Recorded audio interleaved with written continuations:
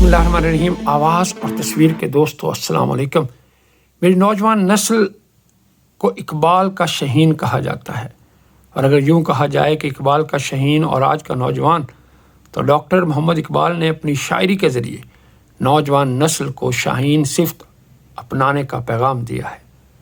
شاہین بلند ترین پرواز کرنے والا دنیا کا واحد پرندہ ہے جو اپنا گھر نہیں بناتا بلکہ اونچی چٹانوں پر بسیرا کرتا ہے، جو کبھی کسی اور کا شکار کیا ہوا مردار نہیں کھاتا بلکہ خود اپنا شکار کر کے کھانے والا پرندہ ہے۔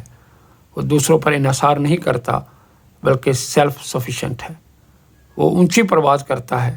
تو آج کے نوجوانوں کو یہ پیغام ہے اقبال کا کہ وہ اونچی پرواز کریں، اپنے لیے خود اپنی راہیں بنائیں اور ترقی کے منازل طے کریں۔